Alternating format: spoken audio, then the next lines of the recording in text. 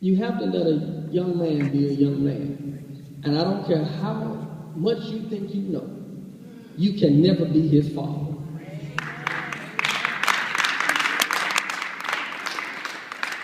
One of the things that really get under my skin is when they say Happy Father's Day to me, because I was a mother and a father. Now, you was a good mother.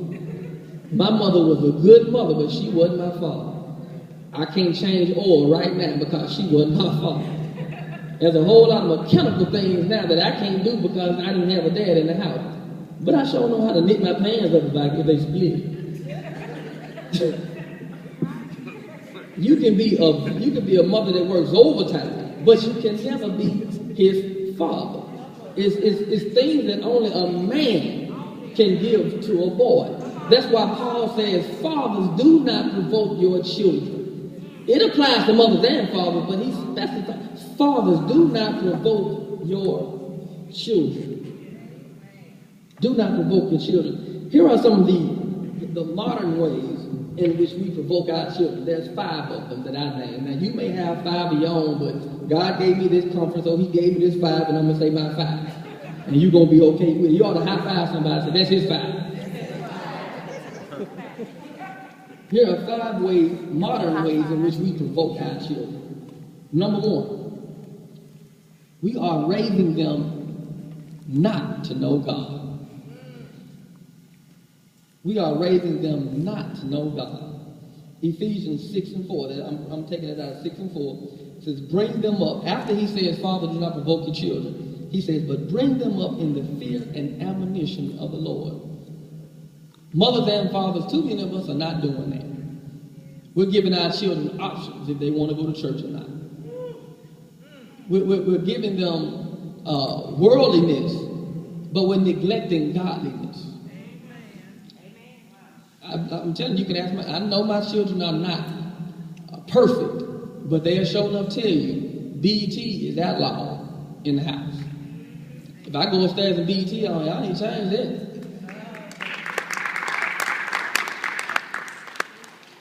What I'm trying to say is not to say they ain't never seen BET. What I'm trying to say is you have to monitor all the things that go into their sockets. It's like a computer. You have to be careful what you download to your system. Too many of us are allowing children to download all this stuff. If you see all these kids, they always got something in their ear. They're pushing the viruses into their ear. They have no clue, bless their heart. They have no clue that the enemy is getting them through the music. Oh, they think it just sounds good. They think it's just bumping. They think it's current. They think it's hot. They have no clue that the enemy is using music to navigate their thoughts and their actions. We got to be careful about how much worldliness that we allow them to inhabit.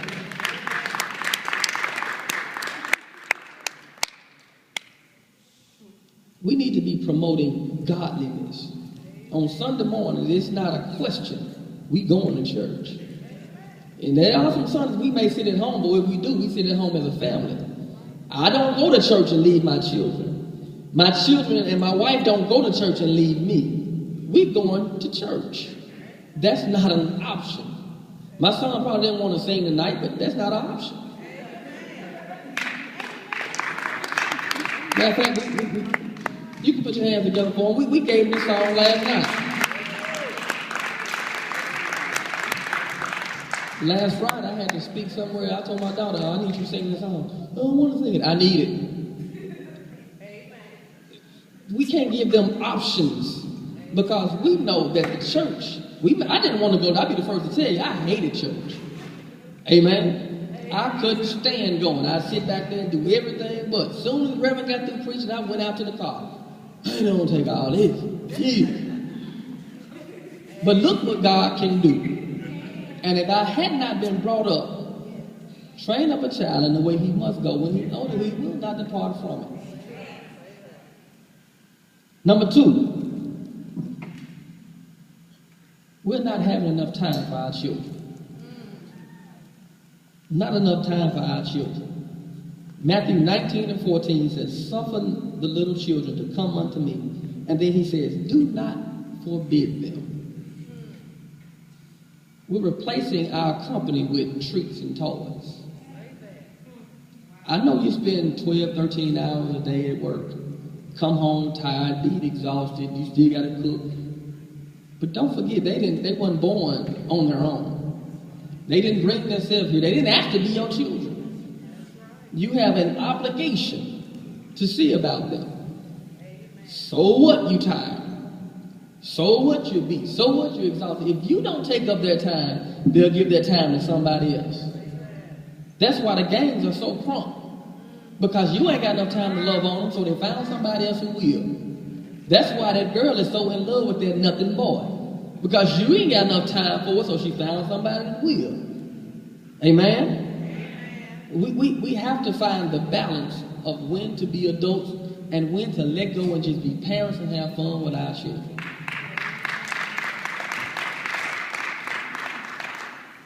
Number 3, too many parents are befriending their children.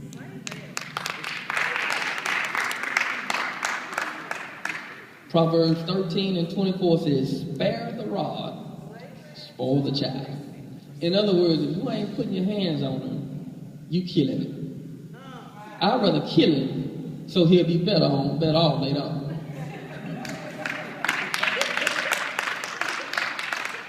I made up my mind when I had a son. I said that I'm going to raise him because if I don't, the streets will.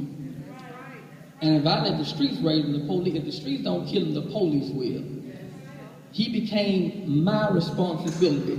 And though I don't always like having to fuss and go get him, I got to do what I got to do. That's real love. An iPod ain't going to get it. Touching him will. Amen. An iPod touch ain't gonna get it. I gotta touch it. Not just my. Basically him. He's going on 17. I gotta touch it.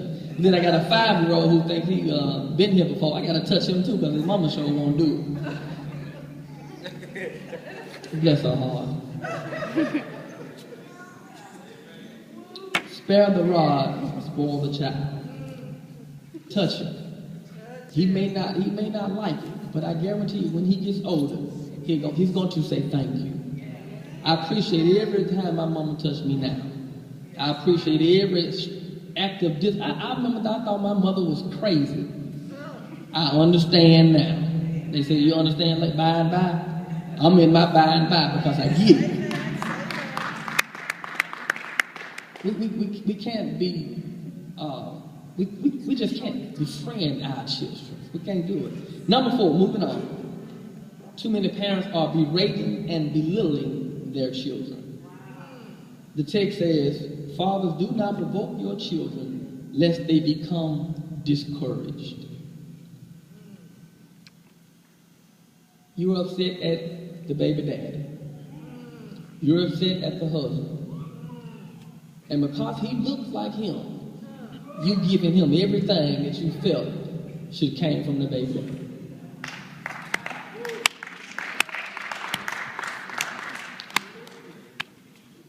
Because you get stumped on your job all day, every day. You go home and you stump. When I was in the military, they said crap runs downhill. And you've been getting crapped on all day long, so you come home and crap on them. To the point where they feel like they can do nothing to satisfy you or make you happy. And when children begin to feel that way, they just quit. Everybody learns to, any environment that you're in, you'll learn to live in it. So if it's a hateful environment, they'll learn how to be successful in a hateful environment. Successful in their mind. Successful is relative. In their mind, successful is I ain't studying you. I'm going to do what I'm going to do. Paul says, fathers, do not provoke your children unto wrath, or unless they become discouraged. We have to be careful of how we get on them. Break them down to build them back up. Amen? The 5th and the last one is partiality. Partiality. Genesis 37:4 says, when his brothers saw that his fathers loved him more than them, they hated him and could not speak a kind word to him. When Jacob's sons understood that Jacob loved Joseph more than them, they hated Joseph.